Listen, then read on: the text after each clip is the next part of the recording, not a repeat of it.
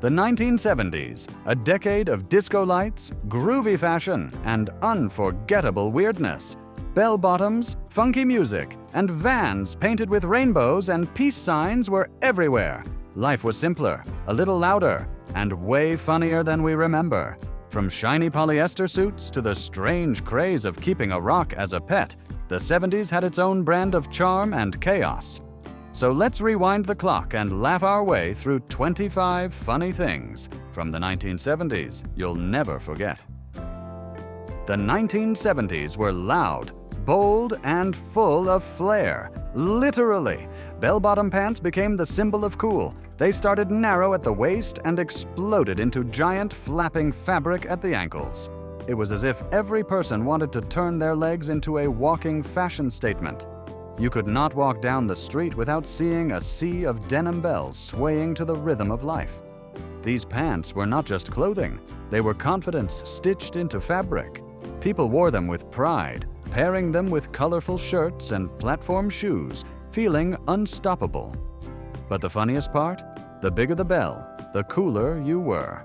Some were so wide you could smuggle an entire disco ball in them. And if the wind blew too hard, you risked liftoff. They were uncomfortable, impractical, and totally fabulous. That was the beauty of the 70s. Fashion was not about logic, it was about expression. And if your pants made noise when you walked, even better. Speaking of making noise, the next craze took height and hilarity to a whole new level, the era of platform shoes. The 1970s turned fashion into a balancing act, literally.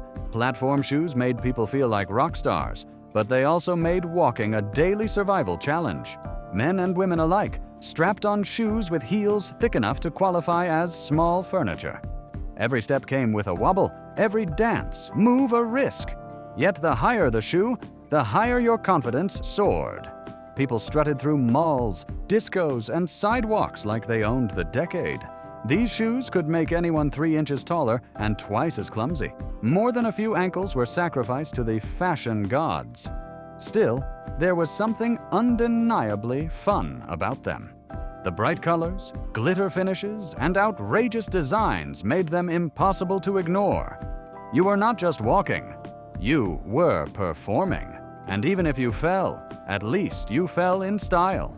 But for those who wanted something less dangerous and more absurdly simple, the next fad proved that you did not need height, skill, or even effort to be trendy. Just a rock. It sounds like a joke, but in the 1970s, people actually bought rocks and called them pets. No feeding, no walking, no mess. Just a plain rock sitting in a cardboard box with air holes, complete with a manual on how to care for it. The pet rock was one of the funniest and most brilliant fads in history. Gary Dahl, the man behind it, made millions selling something you could literally find in your backyard. Yet people loved it. It became a conversation piece, a gag gift, and somehow a pop culture icon. Every home had one sitting proudly on a shelf, reminding everyone how delightfully strange the decade could be. It was the kind of humor only the 1970s could pull off, a mix of creativity, silliness, and consumer magic. And while your rock might not have barked or purred, it certainly sparked laughter. But if you thought a pet rock was strange, wait until you remember what people willingly walked barefoot on in their own homes. Shag carpeting. Every 1970s home had one thing in common: shag carpeting. It was thick, colorful, and felt like walking on a fuzzy forest floor. Homeowners loved it because it looked luxurious, at least until it started swallowing everything in sight. Socks disappeared, toys vanished, even small pets seemed to sink into its depths. The longer the shag, the more fashionable your living room was. Cleaning it was a nightmare. But that was a small price to pay for being stylish. The colors were bold and wild, deep oranges, avocado greens, mustard yellows, turning every home into a psychedelic dream. People sat, lay, and even picnicked on it. It was soft, strange, and totally 1970s. Looking back, it is hard not to laugh at how proudly people flaunted carpets that looked like wild animal fur. And when you wanted to relax and stare at something mesmerizing in your shag-covered home, you turned to another glowing classic, the lava lamp. Few things captured the groovy vibe of the 1970s better than the lava lamp. They were not just decorations, they were experiences. Turn one on, and you could watch for hours as glowing blobs of wax floated up and down inside colorful liquid, creating a hypnotic dance of light and motion. Every teenager wanted one on their nightstand, and every adult pretended they bought it for the kids.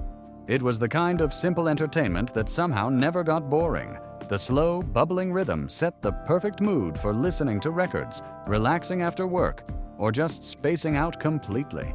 The soft glow filled rooms with a cozy, dreamy vibe until the lamp overheated and started looking like a science experiment gone wrong.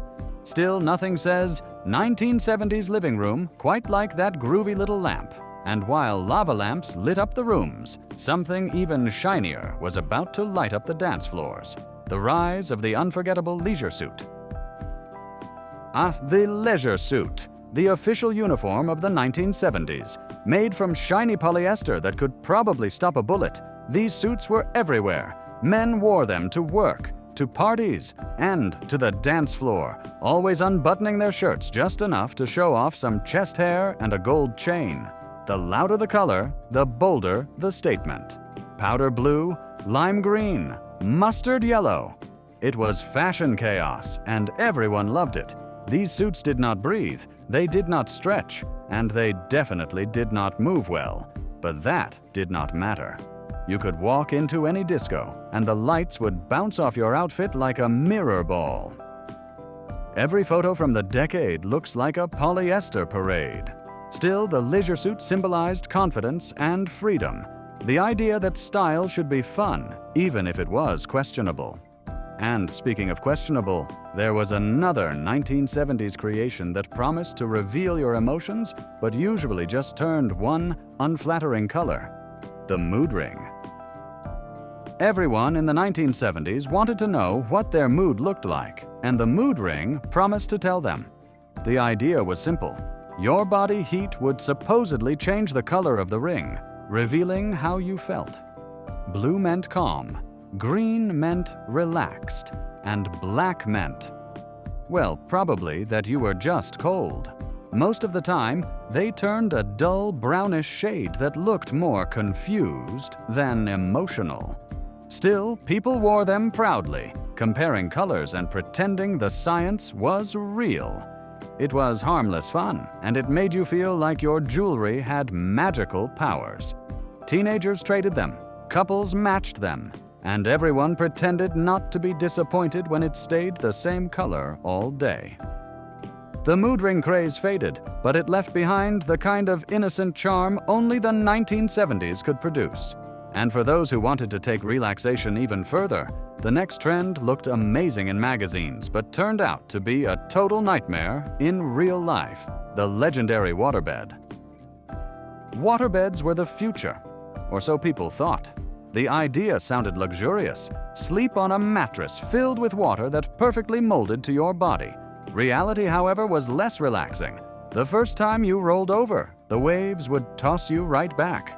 Couples described trying to sleep as surfing while unconscious.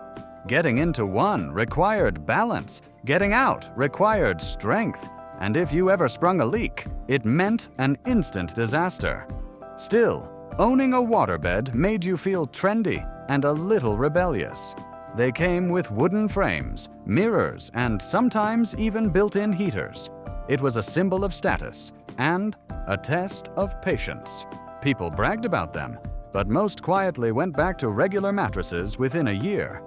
The 1970s had plenty of weird design choices, but none were as proudly displayed as those made of knotted rope and beads. That is right. Macrame was everywhere.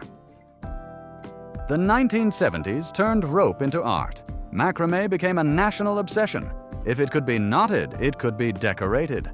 Living rooms overflowed with plant hangers, curtains, lampshades, and wall hangings, all lovingly tied by hand. The beauty of macrame was that anyone could do it. All you needed was rope, patience, and time. And people had plenty of that. The results were both beautiful and hilarious. Some designs looked elegant and natural, while others looked like tangled fishing nets. Every home seemed to have one corner dedicated to these creations, especially for hanging spider plants. The craft fairs were filled with them, and entire magazines taught new patterns every month. It was creative, messy, and deeply 1970s. There was something peaceful about making something by hand, even if it never quite turned out right. And speaking of trends everyone tried to copy, nothing defined 1970s beauty like one particular hairstyle, the Farrah Fawcett feathered look. When actress Farrah Fawcett flashed her famous smile on that iconic poster, her feathered hair instantly became the gold standard of beauty. Every woman wanted that perfect windswept look, layers that flipped back like angel wings and somehow stayed in place all day. Hair salons were packed with people asking for the Farrah. Blow dryers, round brushes, and entire bottles of hairspray became daily essentials. The result? Some nailed it. Others ended up looking more like they had just stepped out of a wind tunnel. Still, the style became a movement. Soft, carefree, and glamorous. It represented confidence and fun, just like the decade itself. Men secretly admired it, and women proudly owned it. Farrah Fawcett's hair became a cultural landmark, one that still defines the era today. And if that hairstyle made you feel like a star, the next trend made sure you had a place to shine, under flashing lights and disco beats at the roller disco. If you lived through the 1970s, you probably remember the sound of wheels on a polished floor, flashing lights bouncing off disco balls, and music that made you move whether you could skate or not. Roller disco was the ultimate mix of athletic chaos and glittering fun. Picture people wearing tight shorts, sequined tops, and knee-high socks, gliding in circles to Donna Summer or the Bee Gees. Some skaters were graceful, spinning and dancing with perfect rhythm. Others clung to the wall, praying not to fall during Stayin' Alive. But that was the beauty of roller disco. Nobody cared. It was all about energy, laughter, and a little friendly show-off. Rinks became social hubs where teenagers met, couples danced, and fashion pushed every possible boundary. There was something electric about those nights, the blend of music, movement, and madness. And while people were grooving on skates, a new trend was sweeping across the highways, one that turned everyday drivers into talkative truckers. Get ready to tune in to the CB radio craze. Before cell phones, before texting, there was the CB radio, the citizens band that let anyone talk to anyone across town. In the 1970s, it exploded into a full-blown cultural phenomenon. Truckers had been using them for years, but soon everyone wanted in on the action. Housewives, teenagers, and weekend adventurers all had their own CB handles, like Sweet Peach, Midnight Rider, or Road Rocket. People chatted for hours, traded highway gossip, and warned each other about speed traps. Movies like Smokey and the Bandit made the craze even cooler, and soon, families were buying CB radios for their cars like they were must-have accessories. It was social media before social media, spontaneous, silly, and addictive. And while it brought people together, it also introduced a new kind of language full of codes and catchphrases. 10-4, good buddy. But as fun as it was to talk through static, the next invention would make people stare at screens instead of listening to airwaves, the dawn of video gaming, starting with one tiny pixelated classic called Pong. Long before lifelike graphics and virtual reality headsets, there was Pong, a black screen, two white lines, and a square dot that bounced between them. It was simple, slow, and absolutely revolutionary. Released in the early 1970s, Pong turned television screens into playgrounds. People were mesmerized by the idea of controlling movement on a screen.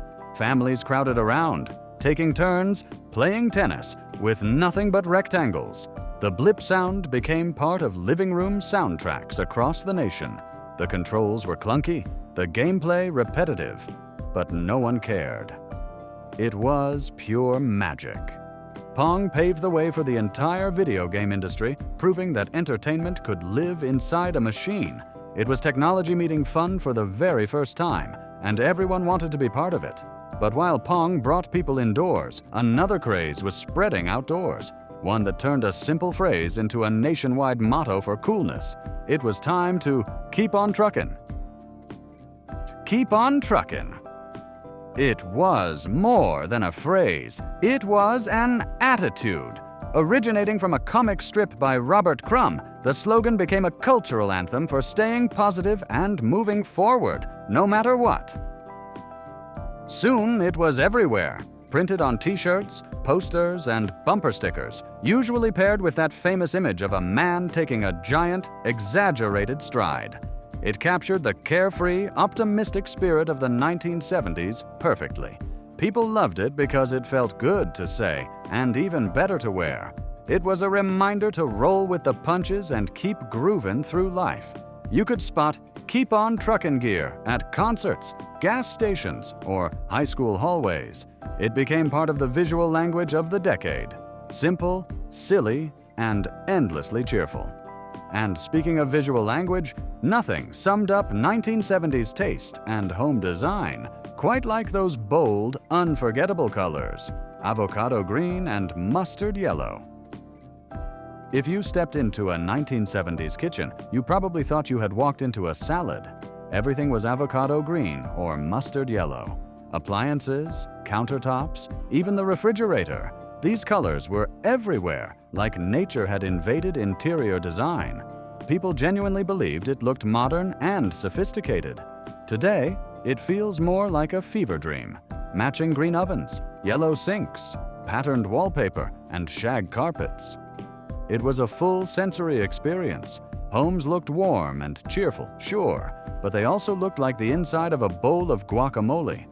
It is funny now to think how proudly people showed off those colors, hosting dinner parties surrounded by avocado everything. But back then, it was the height of style. Cozy, earthy, and alive. And if you wanted to take that warmth from the kitchen to the dance floor, all you needed was one shining centerpiece spinning above your head, the iconic disco ball. The 1970s belonged to disco, and nothing captured that glittering energy quite like the disco ball. Every party, from packed nightclubs to basement hangouts, had one. It was the heartbeat of the era, a spinning globe of mirrored light that transformed any dull room into a dance paradise. When the light hit it just right, reflections danced across the walls, and suddenly, everyone looked like a superstar. Couples twirled, friends laughed, and even the most reluctant dancers found themselves moving to the beat. Disco balls were more than decorations. They were a mood, a symbol of joy, freedom, and endless fun. Some people even hung smaller ones in their cars, because why limit the magic to nightclubs? It was sparkle, rhythm, and optimism all rolled into one shiny sphere. But as wild as the dance floor got, the decade also saw one of the strangest public sports ever invented. A trend where people took the phrase, letting it all hang out, a little too seriously. Yes, it is time to talk about the streaking fad. Only in the 1970s could something as absurd as streaking become a national craze. It started as a college prank, then spread across the country faster than anyone wearing clothes could run. People dashed through public events, concerts, and even live television broadcasts, completely naked. All for laughs and attention. News outlets covered it, crowds cheered, and the police could barely keep up.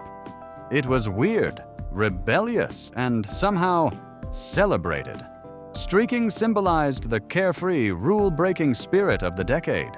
It was about having fun, shocking the establishment, and not taking life too seriously. While it seems ridiculous now, back then, it was all part of the 1970s charm. Bold, bizarre, and unforgettable. But for those who preferred their fun with a little more fabric, and maybe a touch of childhood nostalgia, the next great symbol of the era had 2 wheels, a long seat, and endless summer memories: the banana seat bicycle. The banana seat bicycle was the ultimate ride for every kid in the 1970s. With its long, curved seat and high-rise handlebars, it looked fast, even when standing still.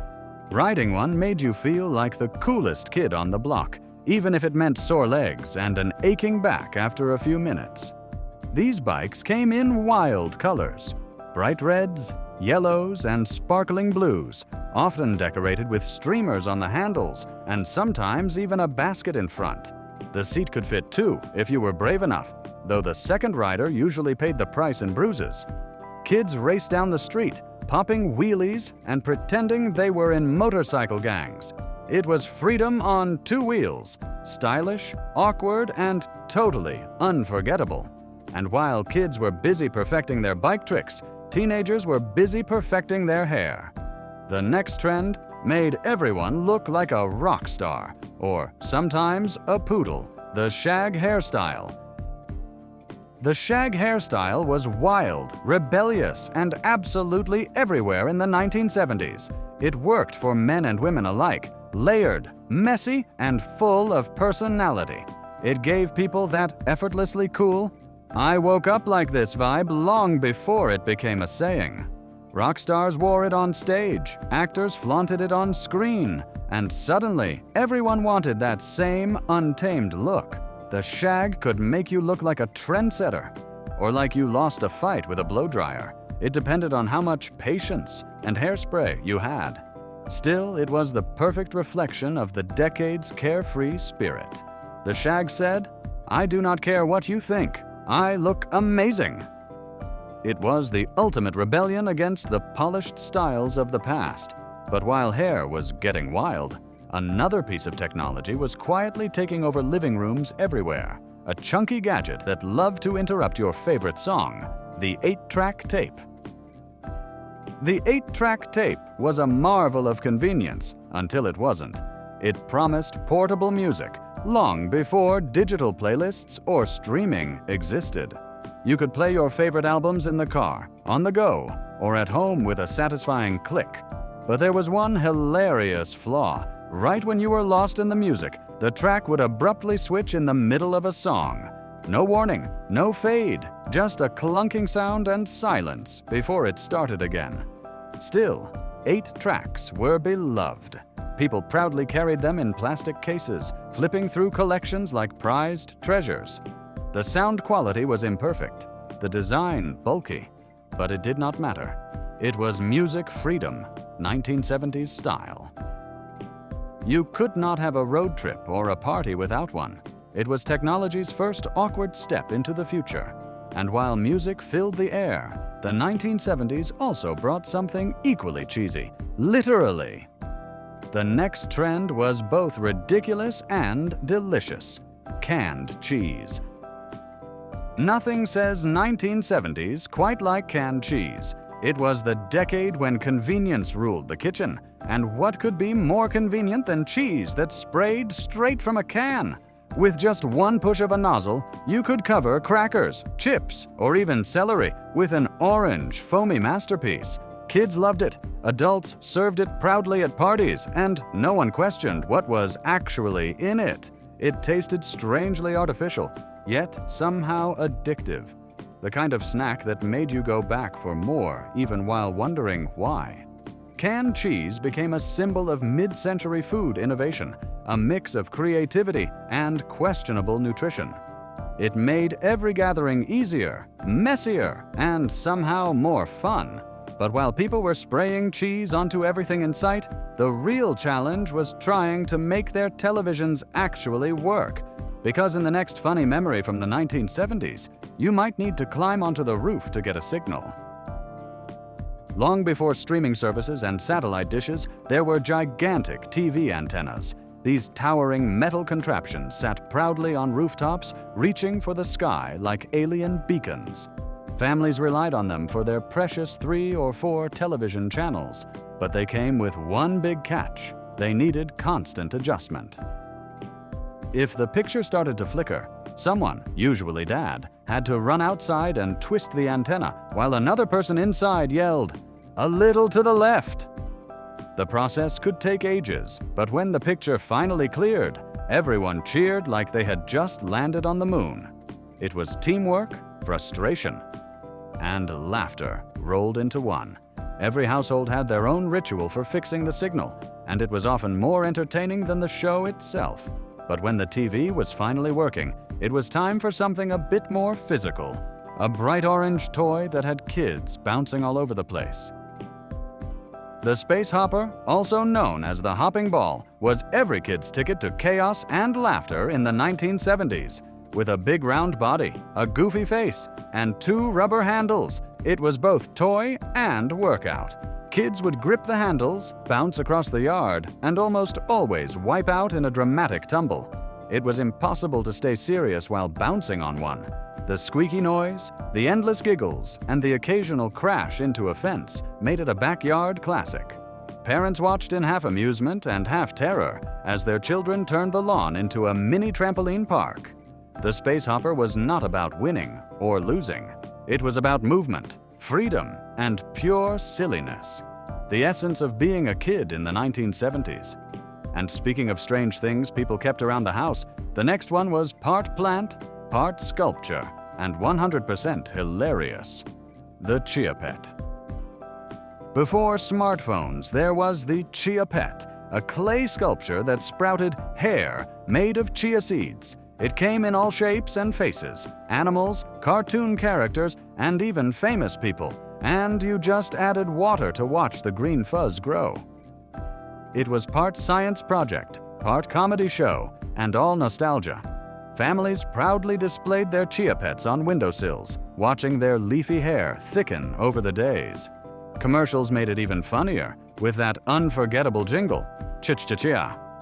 The joy was simple, but the results were ridiculous. Sometimes the hair grew uneven, sometimes it molded, but no one cared. It was all about the fun of watching something come to life. And while everyone's living room had a sprouting clay head, the television had a different kind of icon, a cool guy in a leather jacket who made everyone want to say just one word: "Aye." In the 1970s, one man defined cool. Arthur Fonzarelli, better known as the Fonz from Happy Days. With his slicked-back hair, leather jacket, and signature thumbs up, he was every teenager's hero. He could fix a jukebox with a single tap, win any girl's heart, and make an entire room cheer with one simple "Aye." Fonzie was confidence personified, a symbol of effortless charm and attitude. Everyone tried to imitate him, from the walk to the smile to the iconic pose. Kids practiced his lines, men tried to copy his swagger, and women adored his confidence. The Fonz was more than a TV character. He was a cultural phenomenon, representing the carefree, rebellious spirit of the time. Looking back, it is funny how one man could make saying so little mean so much. And that, in essence, was the 1970s. Bold, silly, creative, and endlessly cool. A time when even the strangest trends became unforgettable memories. The 1970s may be long gone, but its funky spirit still makes us smile. So if you laughed, remembered, or just imagined yourself in a pair of bell-bottoms, drop your favorite 70s memory in the comments, hit that like button, and subscribe for more trips down memory lane.